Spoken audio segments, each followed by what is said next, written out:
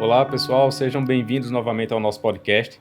E depois que nós fizemos aquela conversa inicial com Júlia, vocês pediram, a gente registrou todas as anotações e estamos de volta para falar sobre um outro tema que é do nosso dia a dia, né? Júlia é psicóloga, vocês já viram outros vídeos dela aqui no nosso canal. Terapeuta cognitivo-comportamental e neuropsicóloga e tem mais de 18 anos de experiência clínica, quase 20 agora, né, Júlia? E seja bem-vinda de novo, Júlia. Muito obrigado mais uma vez por você estar aqui nesse espaço para conversar com a gente sobre saúde e bem-estar. Bem, eu que agradeço, Leopoldo, novamente o convite. E aí, de novo, vamos trazer um tema super atual, porque muitas pessoas tiveram isso mexido nesses últimos anos, né? É verdade. E nunca se falou tanto nesse tema como agora. Pois é. E o tema é aprendendo a lidar com as emoções. De fato, esse termina sendo talvez o grande dilema de todo mundo, porque quando a gente pensa sobre emoções, a gente pensa em coisas muito intensas, coisas negativas. É muito comum que as pessoas falem muito de emoção negativa, de raiva, de irritação. E a gente sabe que as emoções elas são diversas e todas elas têm a sua importância, né? E aí eu vou voltar um pouquinho. Nós fizemos uma jornada já tem um tempo, e dessa jornada, Júlia, você falou uma frase que foi o gatilho para essa nossa conversa de hoje. Você disse mais ou menos o seguinte: que as pessoas estão muito adaptadas e elas preferem ou querem sentir apenas emoções positivas, né? E quando a gente fala de emoções, principalmente em relação à saúde mental, as pessoas pensam mais em emoções negativas. E aí é um paralelo esse processo, né? Como é que é essa história? Fala um pouco pra gente dessa necessidade das pessoas só quererem emoções boas. Pois é, então, vamos lá. Primeiro é importante a gente desmistificar a ideia de que nós só devemos sentir emoções positivas, né? Existem emoções que realmente são mais agradáveis de serem sentidas e emoções que são mais desagradáveis, mas como você já iniciou sua fala, todas as emoções são válidas. E aí, a partir do momento que a gente compreende a função de cada emoção, ela vai começando a ganhar uma importância e um entendimento melhor e, por sua vez, um manejo melhor. Porque a grande dificuldade é de manejar as próprias emoções, porque nós queremos sentir somente amor e alegria, quando, na verdade, a cartela é muito maior. Pois é. Porque, mas o que seria da nossa vida se não fosse o medo? Como é que nós nos protegeríamos e como é que a nossa espécie seria perpetuada, por exemplo? Né? O que seria de nós diante de uma situação em que a gente precisasse defender, que não fosse a raiva, que nos desse um impulso de dizer assim, preciso me defender. Preciso me defender, preciso colocar o meu limite. Preciso colocar um limite aqui, né? E que não fosse a questão da condição ali só do amor e da alegria, ou a tristeza, que é uma emoção de uma profunda intensidade para a gente, porque se vocês pensarem, gente, as melhores cartas de amor, os melhores bilhetes, as melhores mensagens foram em momentos de tristeza. Ela é a única emoção capaz de nos fazer refletir genuinamente. E aí as pessoas não querem ficar tristes. Aí ficam tristes porque estão tristes, ficam com raiva porque estão tristes. E na verdade... Triste porque está tendo saudade. Triste porque está tendo saudade. E na verdade, ela é a emoção, né? Que ela é capaz de fazer com que a gente pense, de que organizar o nosso pensamento, que a gente possa refletir. Então, aprendam desde já. Para que a gente possa lidar com as emoções, é preciso acolher elas e não querer que a nossa cartela de emoção se limite. É verdade. É importante pensar sobre isso, porque as emoções elas também têm um cunho biológico, né? Você começou falando sobre o medo e a gente sabe o quanto o medo ele foi e é importante para a nossa sobrevivência. Se a gente pensa, por exemplo, eu falo muito sobre isso quando a gente está discutindo ansiedade lá nos vídeos do canal, a ansiedade, o medo, a preocupação, eles tiveram e têm uma razão no nosso dia a dia, né? A gente precisa desse sistema de alerta, esse sistema de alarme ligado para a nossa proteção. A gente precisa aprender a conviver com ele hoje de uma maneira diferente, né? Precisa aprender a senti-lo, não ignorá-lo, mas transformá-lo em algo produtivo, né? E só fazendo uma ligação com o que você estava comentando em relação às emoções positivas e negativas, a gente tem que entender qual é a dose adequada para mim, né? E entender que, em alguma medida, nós não iremos estar regulados emocionalmente. Tem emoções que, de fato, são intensas e que elas vão nos atravessar de alguma forma, né? Então, vamos passar por problemas difíceis, vamos passar por perdas. Então, é natural que a gente se sinta muito triste em algum momento. É natural que a gente tenha muito medo em outros momentos, é natural que a gente se sinta desafiado, como também é natural que a gente se sinta muito alegre, ou muito feliz, ou muito motivado. E o ponto é, a intensidade sempre vai passar, né? Se você está muito alegre, essa alegria vai diminuir e vai arrefecer. Se você está muito triste, essa alegria também vai arrefecer. A gente não vai falar dos transtornos agora, a gente vai chegar lá daqui a pouco, mas a gente está falando sobre essa necessidade de entender que a regulação permite também intensidade em alguma medida dessas emoções. Sim, e aí, como a gente também discutiu lá na jornada, é importante que a gente compreenda que, assim como o mundo é dual, a mente da gente também é dual. Então, existe o quente, o frio, o bem e o mal, existe uma emoção de alegria e existe o medo, né? Existe a raiva, existe a tristeza, e essas emoções, elas precisam realmente acontecerem. Seria incapaz uma pessoa estar num processo de luto, por exemplo, e ela não acessar a tristeza, e ela não acessar aquela dor. São os seus limites internos que ali naquele momento estão sendo testados e que muitas vezes as pessoas elas têm muita dificuldade de lidar porque elas não querem sentir. A gente também vive um momento, né, que é muito vendido para a gente a ideia de felicidade plena e permanente. Que todo mundo tem que estar bem todo o tempo. Todo o tempo, né? Então, nunca se tomou tanto medicamento para dormir e para acordar. É verdade. Né? Por quê? Porque eu não quero receber o pacote, né, das minhas emoções. Eu só quero aquelas duas emoções. E aí, como é que a gente vai ter regulação emocional se a gente não compreende o que causou, como eu lido com ela, e o que eu vou fazer com aquilo que eu estou sentindo.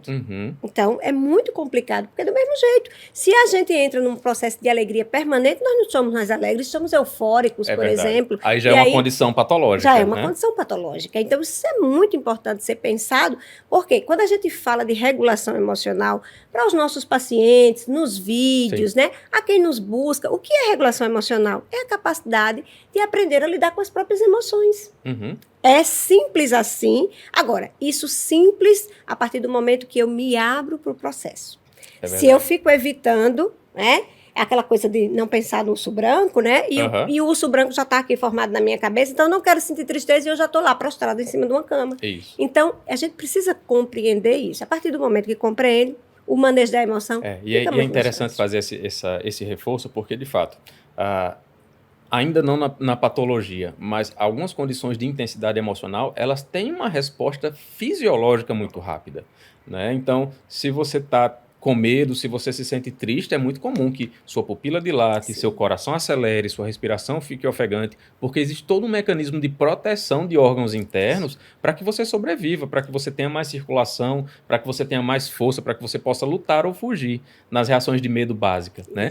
Quando a gente pensa, aí é interessante, porque quando você fica muito alegre, por exemplo, quando você encontra uma pessoa que você gosta, que fazia tempo que você não via, você tem fisiologicamente respostas muito parecidas. O coração fica acelerado, a pupila dilata, né? Você pode tremer, ficar, sabe? Então, a gente tem que entender que a resposta fisiológica ela vai ser muito similar, né? E a intensidade e a duração disso tem um impacto, inclusive, em como a gente vai enfrentá-la.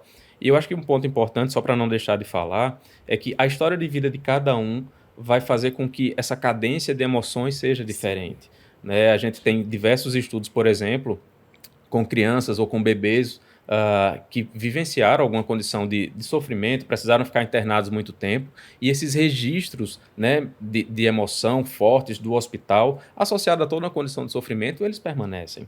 Né? Eles podem perdurar ao longo da vida. Da mesma forma, pessoas que vivenciaram alguma condição traumática de vida, algum trauma, uma condição muito difícil, elas podem gerar um marcador emocional muito forte e aprender que esse modelo é o modelo de enfrentar todas as outras situações. Então é o exercício, de fato, da gente tentar entender qual é a melhor forma de regular isso, entendendo a causa. Aí eu fiz toda essa volta porque você falou no ponto principal, né? O que dispara essa emoção? E como é difícil, o quanto é difícil, na verdade, a gente parar para analisar, parar para identificar a causa das coisas, porque nem sempre isso vem à nossa mente. Exato, e porque eu vou além do que você acabou de explicar antes que a gente entre na sua pergunta. É de que, assim, nós somos muito pouco alfabetizados sobre as nossas emoções. É verdade, totalmente. Porque nós também fomos criados por pais que também não eram alfabetizados nas próprias emoções. Então, é muito comum, às vezes, nós sermos ensinados sobre a nossa emoção como algo ruim. Tipo, não vá para aí não, que tem um bicho que vai lhe pegar. Tipo, não vá para aí não, que tá escuro. né? Vá, faça isso, você vai ver o que vai acontecer. O bicho-papão, o lobo mau, o homem do saco. Exato. Quando seu pai chegar, você vai ver, como se fosse algo de punir, né? Você vai ver o que vai acontecer. Então, naquele momento, quando aquela criança ouve aquela frase, dispara esse mecanismo. Eita, meu pai vai chegar. Então, o coração acelera. Às vezes, a mãozinha fica suada, né? Ela fica muito inquieta. Então, qual é a leitura cerebral? Algo ruim vai acontecer. Vai acontecer. Então, o circuito é esse. E uma das coisas, assim, eu gosto muito dessa frase, sabe? Que é de Lia Luft, que é assim, a infância é o chão que a gente pisa a vida toda. Então, esses registros emocionais que você trouxe, que vão desde uma internação de um bebê muito pequenininho a um diálogo de um pai com um filho, isso vai criando memória afetiva.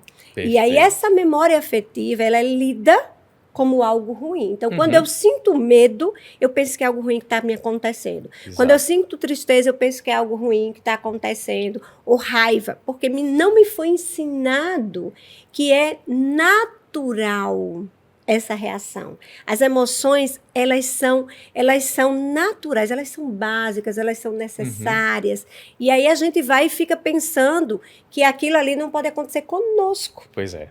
E é interessante você falar sobre isso, do registro afetivo nas emoções difíceis de manejar, de raiva, de medo, que nos causam um incômodo maior. Porque o registro afetivo ele também acontece com as emoções boas. Né? No podcast que a gente conversou com Renata Tete sobre comportamento alimentar, vocês podem acompanhar no card, que está aparecendo em algum lugar aqui da tela. Renata falou um pouco sobre isso. Né? O quanto, às vezes, a comida é associada a uma memória afetiva. Sim. É a comida que a minha avó fazia, a comida que a minha mãe fazia, a comida de casa. Né? Então, esse movimento que existe de comer para confraternizar. Então, são criados, muitas vezes, mecanismos afetivos para emoções boas, que são associadas a se sentir bem, e que pode ter uma condição de disfuncionalidade. Né? Você pode, por exemplo, comer em excesso, tentando trazer ou resgatar aquela emoção boa, e você termina trazendo um prejuízo para você fisicamente e emocionalmente, porque esse sistema de recompensa está disfuncional. Né? Então, a gente está mostrando aqui o quanto essas duas modalidades, acho que a dualidade da mente, como você estava falando, ela aparece na nossa rotina e a gente nem se dá conta. Isso tem a ver com a alfabetização emocional que você estava comentando, que eu achei esse termo muito interessante. E aí, como é que a gente faz para lidar com isso, Júlia? Depois que a gente identifica, né? Porque nem sempre é fácil identificar o que está causando, o que está despertando aquela emoção. Mas depois que a gente identifica, o que a gente pode fazer para lidar melhor com ela? A primeira coisa que eu digo é solte o controle remoto. Né? Porque nós também temos uma mania de querer controlar absolutamente tudo, inclusive o que a gente sente. Né? Então, assim, não quero estar sentindo. Bem, mas tu está sentindo. Então, assim, se você está sentindo e se logo consegue identificar, vamos compreender de onde isso vem e que em outro momento da sua vida essa emoção já foi sentida de maneira pareada, né? Porque o cérebro faz isso. Em que outras circunstâncias, quais são as formas que você pensou em lidar com isso aí. Né? Quando a gente não consegue identificar, de onde é que está vindo a emoção, por exemplo, uma crise de pânico, normalmente, você não consegue. Às vezes você está no supermercado e você entra em pânico. Né? E a frase é, do nada eu comecei a sentir essa sensação ruim. Do nada eu comecei a sentir essa sensação ruim. Eu preciso, primeiro, se você compreende que essa sensação ruim está relacionada a um pânico, para e espera passar. Porque aquilo ali ela vai passar. É uma onda, como você diz, é uma onda de sintomas emocionais e uma fisiologia de um corpo que vai sinalizando um perigo, que na hora que ele entender que não está um perigo, ele vai começar a baixar, porque tem uma curva, né? Então, isso vai começar a baixar, e aí, baixando, você primeiro compreenda, você não precisa controlar. Eu não preciso controlar o que acontece ao meu redor. O que eu tenho que entender é que forma eu posso lidar com isso. Eu posso soltar as compras do supermercado, sair correndo para o meu carro e me trancar, mas eu posso esperar aquilo acalmar, porque se eu olhar ali ao meu redor... Posso ir para um lugar tranquilo, eu posso ligar para alguém de confiança. Eu posso dar um telefonema para alguém, eu posso dizer como eu estou me sentindo, eu posso mandar uma mensagem, né? Eu posso esperar passar, eu posso sair andando ali, tentando distrair o meu pensamento. Não é... Distrair o pensamento não significa não pensar sobre o que está acontecendo, tá? Porque isso não vai ser possível. É distrair assim, embora eu esteja pensando nisso aqui, porque a gente tem fluxo de pensamento, eu também posso pensar em uma outra coisa.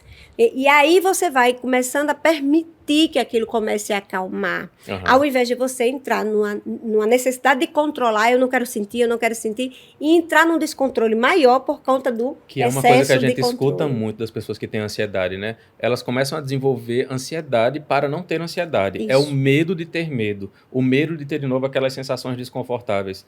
E o quanto é importante a gente saber sobre isso, de não enfrentar, na verdade, significa não pensar. Muito pelo contrário, significa você parar, analisar a situação, né? Onde eu estou. Se é a situação do supermercado, tá, eu estou no supermercado, o que eu vim fazer aqui? Eu vim fazer compras. Existe algo que esteja me colocando em risco ou eu estou respondendo automaticamente a algo que não existe? Isso. Né? Então, o nosso cérebro ele vai acreditar em tudo que pode ser potencial risco, mesmo que não seja verdadeiro. Exato. Né? Eu costumo dizer para as pessoas, olha, o nosso cérebro ele é tão fácil de cair em peças em relação a essa resposta emocional, porque quando a gente sonha, né, a gente sente todas as emoções boas. E quando a gente tem um pesadelo, a gente acorda com aquela sensação de angústia, de ansiedade, às vezes molhado de suor, com taquicardia. E esse é o exemplo máximo de como, às vezes, no meio do supermercado, o cérebro pode captar um barulho, alguma imagem específica que seja associada a uma condição de risco que ele possa ter vivido, e isso dispara toda aquela resposta fisiológica e emocional.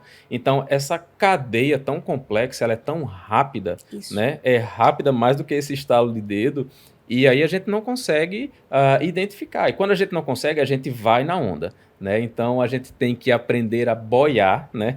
A surfar nessa onda e não bater de frente com ela. Isso é muito importante mesmo. Até porque a gente sabe que a mente mente. Né? E a maioria dos nossos pensamentos, que a gente chama de pensamentos disfuncionais, eles não são verdadeiros. Por quê? Porque, de novo, eu não sofro pelo que está acontecendo, eu sofro pelo que eu acho que vai acontecer. Exato. E é interessante, né? Porque biologicamente esse é o funcionamento do nosso cérebro. O nosso cérebro ele está todo o tempo projetando ou planejando coisas que podem acontecer.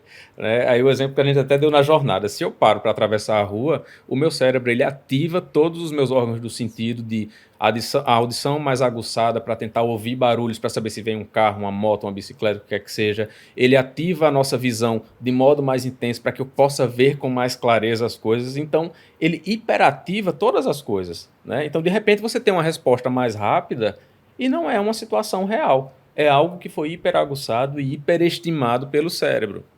E como fazer com isso no dia a dia? É começar aprendendo sobre como nós vivenciamos as nossas emoções e como nós lidamos com problemas. Que aí eu vou deixar você falar, mas uma pergunta que eu costumo fazer para os meus pacientes é como você lidou com outras situações difíceis na sua vida? Não, mas eu nunca vivi nenhuma situação igual a essa. Mas uma parecida, uma que foi nova e que você se sentiu desafiado. Como você lidou? Né? Então, esse já é um primeiro parâmetro para saber como qualquer pessoa vai funcionar. Né? E aí, se a pessoa nunca lidou com uma situação difícil, eu pergunto, você conhece alguém que já lidou com uma situação difícil? Como foi que ela fez isso? Como foi que ela lidou? Que recursos ela utilizou? Então, esse mapeamento de como nós lidamos, como nós respondemos às situações, nos ajuda a entender qual é o nosso padrão de resposta emocional. Como é que você costuma fazer esse processo, Júlia? Eu faço a mesma pergunta, e aí quando eu escuto assim, mas isso nunca me ocorreu. Tá, pode não ter te ocorrido a situação, mas a emoção, ela já foi sentida em uma outra situação. Às vezes até lá quando você era criança, brincando com seus coleguinhas no parque da escola. Sim. Né? Então, houve uma emoção que veio à tona, e como é que você conseguiu ir manejando isso aí? O que você fez para você acalmar, né? Ou tentar lidar com aquilo de uma melhor maneira? Então, eu sempre explico, também psicoeduco a questão da emoção e digo muito, né? Toda emoção, ela é válida, ela é necessária.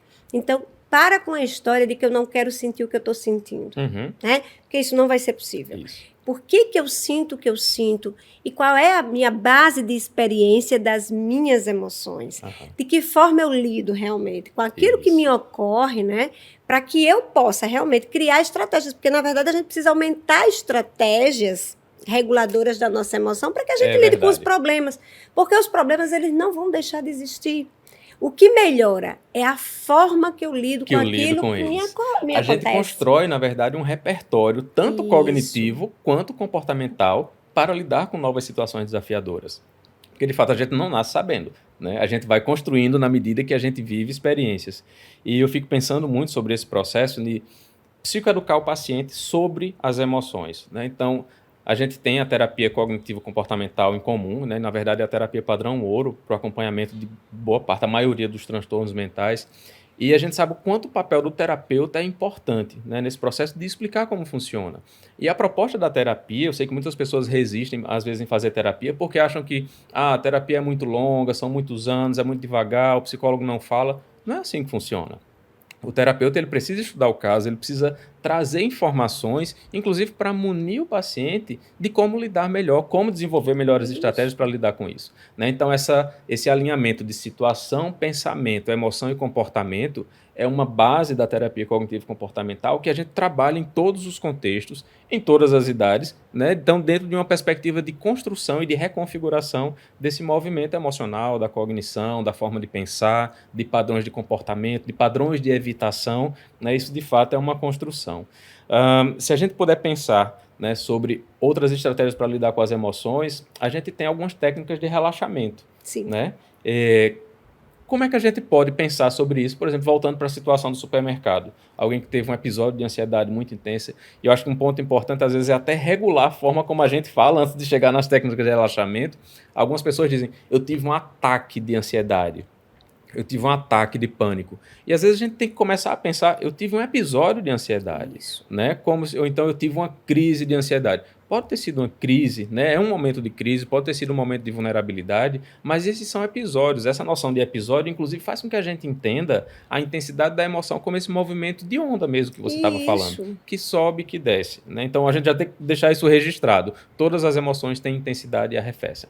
As boas, as ruins, a alegria, a tristeza, a raiva, medo, etc. Todas. Né? Mas aí, voltando para técnicas de relaxamento, que são uma alternativa muito importante. Né? A gente sabe que existem vários protocolos para manejo de ansiedade, principalmente, que usam técnicas de relaxamento, que não são formalmente as técnicas de meditação, do Zen budismo, porque nem todo mundo tem essa formação, sim, mas a gente tem recursos para lidar melhor com isso. Né? Então, o que você podia sugerir para a gente em relação a isso? Uma das técnicas que é muito importante, né, que a gente precisa, inclusive, ensinar ao nosso paciente, é a respiração diafragmática, por exemplo, que é uma técnica que aonde você estiver, você pode fazer, ninguém vai nem saber que você está fazendo, né? Que a gente chama de 3 em 3, 6 em 6 e 9 em 9, né? São segundos. Então, a cada 3 segundos você inspira e conta mentalmente. E depois você expira mentalmente também por 3 segundos. E aí, à medida que você vê que a sua respiração ela vai acalmando, você aumenta para 6 segundos essa contagem até 9 segundos. E aí você já acalmou. Quando você chegar em 9 segundos, você já acalmou. Por quê? A técnica da respiração diafragmática. Porque numa crise de ansiedade ou num episódio de ansiedade, o que primeiro acontece? A respiração, ela vai ficar, né? Ofegante. A gente vai ficar hiperventilando, né? Então, eu tenho uma sensação de que estou faltando ar e vou desmaiar, né? Porque o paciente, ele começa a catastrofizar toda a situação, então ele pensa que vai desmaiar. E aí, quando ele começa a voltar, a tirar essa respiração da reserva da traqueia, porque o que é que acontece na hiperventilação? É a reserva da traqueia, que a gente, todos nós temos. Curtinho, né? Que é curtinho, aquela coisa, né? E eu começo a trazer para cá, então, né? Eu começo a acalmar e meu corpo, ele sai daquele estado de alerta e ele começa a entender que não tem nada acontecendo e você pode se acalmar. Isso. Que também é uma técnica que a gente ensina para as crianças, porque crianças também são ansiosas, que é cheirar a flor e soprar a vela, né? Que é... Né? Que é cheirar uma florzinha fingindo que está cheirando a flor e soprando uma vela. Essa respiração diafragmática, ela é fantástica, ela é muito importante. Né? Da mesma forma, se você é aquela pessoa que é mais ansiosa e aí que você passa o dia todinho cheio de muita preocupação, comece a criar uma janela de preocupação. O que é isso? Essa é uma técnica também de relaxar, tá? Onde você vai ter um espaço, você vai, aos poucos, você vai treinando o seu cérebro para que ele entenda que durante o dia você vai reservar minutos para você dar conta das suas preocupações, pensar sobre ela. Então, pensou numa preocupação, anota. E aí, seu cérebro ele vai se condicionando que em algum momento do dia, você vai ali ter 20, 30 minutos, vai depender de cada um. Para pensar sobre aquilo. Para pensar sobre aquilo e entender como é que você vai lidar com aquilo. E aí você começa a diminuir a questão, né, desse fluxo de pensamento maior, onde você tem que estar se acalmando o tempo todo. E é interessante quando você fala sobre isso, porque a respiração, né, só para não deixar de comentar, o ideal é que você consiga manter o foco na atenção. Fazer o exercício de ficar atento à sua respiração, fazer o exercício de ficar atento a inspirar e expirar, a mentalizar flow para as crianças, soprar a vela e começar a fazer esse afastamento do eu estou ansioso, eu estou sentindo uma sensação muito desconfortável. E quando a gente pensa nesse processo de parar para registrar e que de fato a gente condiciona o nosso cérebro nesse processo, você organiza o seu dia. Né? Eu lembro de um paciente que uma vez comentou, ele disse, olha, eu organizo agora um horário do meu dia para autoterapia. Aí eu disse, me explica como é que funciona esse negócio. Né? Então ele tinha esse processo, no início do acompanhamento, a gente fazia muitos registros, ele me mandava os registros, né, de ansiedade ao longo da semana para a gente trabalhar na sessão. Então a gente constrói uma agenda dentro da sessão para trabalhar, porque a gente tem um objetivo, a gente tem um foco.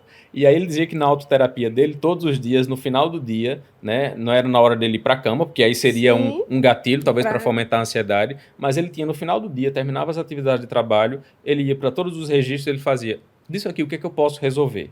O que disso aqui é um problema meu? O que disso aqui é um problema de fato, né? Ou é uma condição que eu apenas estou preocupado? O que é um problema de outra pessoa? Então, eu consigo manejar isso, e aí ele nomeou de autoterapia, mas ele estava fazendo essa técnica da janela, né? Porque era o espaço do dia que ele tinha para cuidar disso, e ele aprendeu. Era o momento que ele tinha uma reunião com ele. Se a gente maximiza isso para um espaço de trabalho, por exemplo, você não vai ficar o dia todo no trabalho em reuniões. Você tem o planejamento para ter a reunião, você tem uma pauta da reunião e você resolve aquilo lá e vai fazer as outras coisas. Exato. Né? Então, emocionalmente, a gente aprende esse movimento também. Aprende. Olha que coisa interessante que esse seu paciente, a partir de uma técnica da TCC, né? Que ele começou a pensar nessa janela da preocupação, que é o registro de pensamento. Perfeito. Porque o que eles precisam entender? É que nós não sofremos pelas situações. Sofremos pelo que pensamos sobre as situações. Isso. E as nossas emoções advêm exatamente disso. Então, qual é a forma que eu posso pensar a mais sobre essa situação? Eu sempre digo que a gente precisa ter um elástico. Vocês imaginem um elástico aqui na testa, tá? Flexibilidade de pensamento. Estiquem, minha gente, esse pensamento. Isso é tão importante. Abra a mente. Por quê? Porque pense assim, que a mente é um paraquedas. Você precisa abrir isso, porque quando você abre, você começa a trazer qualidade de vida e bem-estar para você. Isso. Porque você começa de um hiperfoco, ou seja, de uma catástrofe daquilo que você pensava que era problema, você começa a entender que talvez não seja um problema tão grande assim. Por quê? Qual é a outra forma que eu posso pensar sobre isso? E de que outra maneira eu posso resolver isso? Só existe uma forma. Né? Eu digo muito um exemplo para os meus pacientes sobre flexibilidade cognitiva, sabe, Léo? Que é assim, precisam pensar o seguinte, vocês imaginam que vocês vêm aqui para o consultório, só existe uma forma de chegar aqui? Não, eu digo, então, tem um caminho que é mais rápido, tem mais sinal, que é mais lento, né? Que é maior, às vezes tem um desvio, então. Isso é flexibilidade. Se não dá para eu ir para esse caminho, qual é a outra rota que eu posso fazer? E quando a gente faz isso, gente, as nossas emoções, elas vão começando a criar outro fluxo, porque o pensamento entrou no outro fluxo também. E aí, essa janela da preocupação, o cérebro começa a entender. Não, vai ter um momento aqui que eu vou conseguir pensar sobre isso. Então, não é não pensar. É dar realmente uma organização de pensamento em que ali eu vou conseguir ter um dia mais tranquilo, vou mais relaxar. A batalha interna. A batalha interna. Nós criamos uma batalha interna na nossa mente sobre o que a gente acha que é o certo, o que a gente acha que é o correto, e essa flexibilidade faz com que a gente se permita pensar diferente, né, sobre a mesma situação, pensar diferente sobre o processo de lidar com situações difíceis no dia a dia. Né? Então, acho que temos pontos importantes. Né? Primeiro, aprender a identificar as emoções, como nós lidamos com as situações, que tipo de padrão de emoção nós temos para isso, que tipo de padrão de comportamento nós temos, e a gente tem que entender o que é funcional e o que não é funcional, e abrir a mente e se permitir mudanças. Né? E aí, só para não deixar de comentar, como eu atendo muitos idosos também, às vezes as pessoas dizem, idoso não muda de comportamento. Né?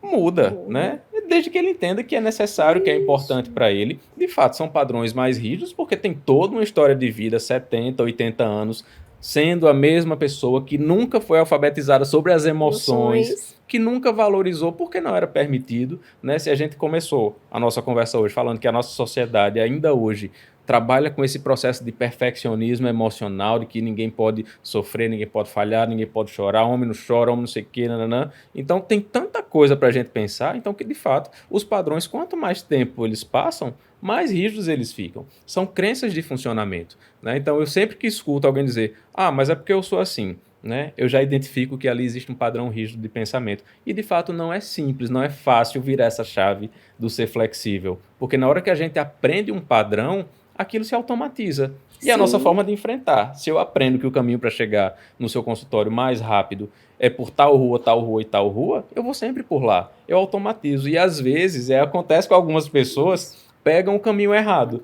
Estão indo para um lugar, mas estão tão habituadas a fazer um caminho do trabalho, da escola dos filhos ou da casa de alguém, que elas muitas vezes pegam o caminho errado e não se dão conta, né? Só se dão quando percebe o que eu estou fazendo aqui. E aí, quando começa a se dar conta de que assim, ó, eu estou no meu automático. Automático, isso. Isso aqui é o meu automático. Então, a vida exige prestar atenção.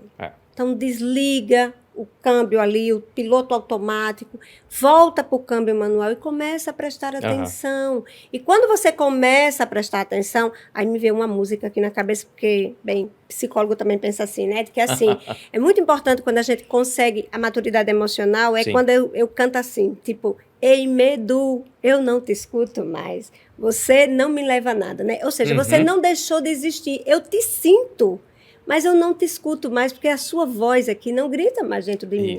Então, eu consigo lidar melhor, assim. Não é não sentir o que eu sinto, é o que eu faço com o que eu estou sentindo. Perfeito, perfeito. Eu acho que essa é a mensagem máxima que a gente pode deixar. O que eu faço com o que eu estou sentindo e como eu me planejo para isso. Né? A gente vive muito esse movimento de o que a sociedade espera de nós. E nós construímos essas crenças de eu não posso falhar, eu tenho que ser bom o suficiente, eu tenho que ser tão bom quanto tal pessoa ou X pessoa. As pessoas nos comparam com outras pessoas como se existisse um padrão ideal, né? Mas a gente sabe que o ideal não existe, né? O ideal, de fato, ele é uma condição de sofrimento, né? Eu costumo dizer que o ótimo é inimigo do bom. E às vezes a gente deixa de fazer, deixa de viver porque fica esperando a coisa idealizada. Então é esse momento do agora mesmo. Você precisa viver, precisa ser bom hoje. Você precisa planejar, precisa ter metas de futuro, que aí às vezes existe um movimento contrário. Não, essa coisa de ter meta, de não sei o que, não pode, isso acelera as pessoas. Não, você precisa ter meta, inclusive para desacelerar. E se organizar, né? E se organizar dentro disso. Então, viver o hoje, de fato, é um processo que exige essa habilidade, né, de ser flexível, de entender que cada um tem o seu tempo, tem o seu ritmo, e que eu preciso respeitar as pessoas pelas diferenças. Eu não posso querer que todo mundo pense igual a mim. Pode ser que, para mim, determinada ideia, determinado padrão seja o ideal e funcione bem na minha rotina, no meu contexto. Né? Pode ser que para outra pessoa isso seja muito difícil. E às vezes eu escuto e acompanho pessoas em franco sofrimento porque não conseguem determinado padrão que foi dito que era o ideal. Porque eu tenho que fazer isso, tenho que fazer isso, tenho que fazer isso, porque isso vai ser um indicador de sucesso profissional, isso vai ser um indicador de sucesso no meu relacionamento. Para que eu tenha uma namorada ou um namorado, eu tenho que funcionar dessa forma, eu só posso mandar mensagem tal dia. Então, assim, existem tantas construções, né? Eu só posso namorar com tal pessoa se ela tiver tal profissão, eu só posso fazer tal curso porque eu tenho que ter tal formação, e as pessoas vão se deixando de lado dentro desse processo. Porque são regras comportamentais e emocionais, né, que nos engessam. Né, e que regras e pressupostos. E pressupostos, né? E aí isso tira muito da gente, tira muito de quem somos genuinamente. E uma coisa que eu digo muito, que é tão curioso, quando a gente aplica um teste de personalidade, está lá assim, responda como efetivamente você é e não como você gostaria de ser. Perfeito. Né? Então, essa frase, ela é muito importante. A gente abre muito mão de quem somos para atender quem a gente acha que as pessoas esperam que a gente seja. Mas talvez, o que nos faz crer, sei lá, que talvez os nossos pais ou as pessoas que nos amam, nos rodeiam, gostariam que nós fôssemos diferentes. Sim. Será que eles queriam pessoas diferentes, né, de quem somos na vida deles? Talvez não.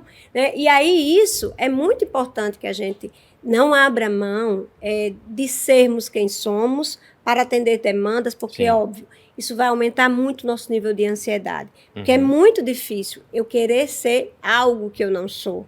Porque eu estou atendendo não é a minha demanda. Isso. E aí, claro, emoções, olha, vão lá para cima. Vão para a intensidade. Vão para uma intensidade, mas vão para um lugar intenso porque eu estou trazendo uma coisa que é de fora para dentro. E aí eu estou esquecendo de dentro para fora, que tem muito a ver com o que eu sou, o que é aquilo, né? Então, eu disse muito da jornada lá. O que eu construí. E uma coisa que eu disse lá na jornada, né? O quanto vocês praticam a vida, gente. Pratiquem a vida. Quando a gente pratica a vida, a gente presta atenção às nossas emoções, porque nós não somos robôs. Então, desmistifica essa ideia de que parece que a gente tem que ser robô. Não quero sentir. Isso é coisa de robô. Né? E a própria internet já nos mostra, né? Bota lá, clica, não sou um robô. Então, a gente não é um robô.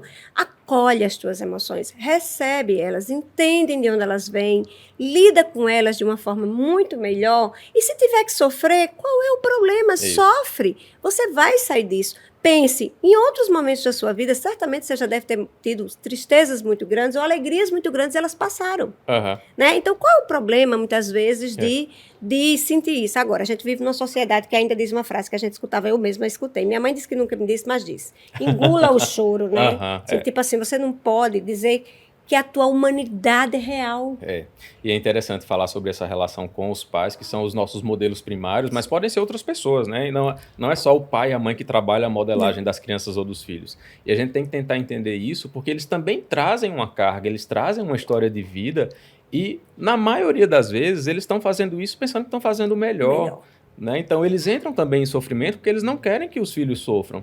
Então, eles querem que, às vezes, o filho tenha determinada profissão, sei lá, porque eles acham, eles aprenderam que vai ser a profissão que vai dar mais tranquilidade, que vai ser mais rentável, querem que tenha um determinado comportamento ou que vistam determinada roupa porque as pessoas não vão julgar, não vão fazer bullying. Então, tem tantas construções nesse processo, e aí, reforçando o que você estava dizendo, Júlia, eu costumo dizer que a gente precisa olhar para a nossa história de vida e entender que ela é uma história. E a história não acaba, né? O que eu vivi no meu passado não acabou a minha construção, não acabou a minha história de vida. E nós reconstruímos essa história todos os dias, né? Nós vivemos experiências diferentes todos os dias. E às vezes o passado precisa ficar para trás, né? Então você trouxe uma frase que eu acho muito interessante, que esse jardim começa na infância, né? Nós começamos essa consolidação na infância. E de fato a gente não tem como apagar todo esse trajeto. Mas às vezes a gente precisa entender que isso foi uma parte da nossa vida que precisa ficar lá. E que talvez tenha nos fortalecido também, muito, né? Muito. Até foi necessário. Sim, seria muito bom que a gente não tivesse passado por algumas experiências, mas se vivemos e conseguimos extrair qual o aprendizado que eu tenho disso aí, isso talvez também nos fortaleça.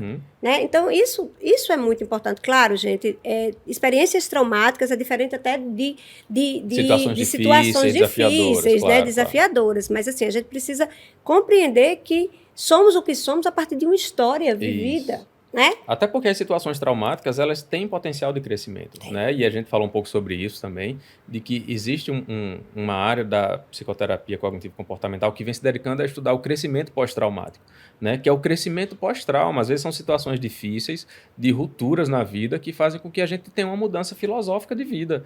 Tudo que era importante para mim há 1 ano, 2 anos, há 5 anos, 10 anos, pode ser que a partir de determinada situação eu mude o foco completamente e pense em outras perspectivas. Isso tudo ajuda nessa construção, né? Então, essa conversa renderia muitas horas, Júlia, mas eu acho que a gente, né, vai caminhar para o processo de encerramento. E eu queria, vou abrir espaço para você falar, mas uma frase que eu ouvi, eu não lembro agora de quem é de fato, né? Se vocês puderem dizer quem foi que disse isso, me ajudem, comentem aí embaixo. Mas a frase era mais ou menos o seguinte: a gente não consegue ser o que a gente quer ser. A gente é o que a gente consegue ser, né? Não é o que eu gostaria de ser. Eu não sou o que eu gostaria de ser. Eu sou o que eu consigo ser. E aceitar essa condição tira uma carga de sofrimento gigantesca, né? Então, eu acho que é isso. A gente consegue ser, né? E a gente constrói essa história. Pois é. E olha que frase reparentalizadora e acolhedora, né? Tão empática. Porque aí nos diz assim, ó, tudo bem, você é humano e ok, ter vulnerabilidades. O que a gente entende por vulnerabilidades? São essas emoções que a gente acabou de dizer aqui. Eu espero mesmo que a gente tenha conseguido alfabetizar um pouco, né, das emoções de cada um de vocês, que vocês possam repensar em algumas coisas que a gente deixou aqui, para que vocês possam entender o manejo, como vocês funcionam, e que não é ruim sentir tristeza, que não é ruim sentir medo, nem raiva, se for numa medida certa, numa medida que nos faça compreender o nosso funcionamento. E sim, é sobre quem somos, né? Nossa humanidade. Exatamente. Né? E que nós não somos seres perfeitos mesmo, mas dentro das nossas imperfeições, somos o melhor que podemos ser, entendendo que o melhor às vezes é aqui, às vezes é aqui, porque isso é a vida. Pois é. Júlia, muito obrigado. E só reforçando, Se essas emoções são muito intensas, procure um profissional da área de saúde mental, que ele vai ser a pessoa ideal para poder te ajudar, para poder te orientar. Eu faço sempre essa fala. Evite o Dr. Google, evite informações, autodiagnóstico, porque isso é muito difícil. Né? Automedicação também é muito complicado. Os médicos são formados para nos orientar em relação a isso. Né? Então, às vezes, parece a alternativa mais fácil, mas não vai para o caminho mais fácil. O caminho mais fácil pode ser o mais difícil depois. Exato. Né? Então, eu espero que você tenha gostado da nossa conversa hoje. Siga a Júlia aqui no Instagram. Está aparecendo em algum canto da tela aqui, eu acho que está do lado dela. Nos sigam nas redes sociais, curta o nosso vídeo e siga o nosso canal. Tá? Nos vemos num próximo podcast. Até a próxima.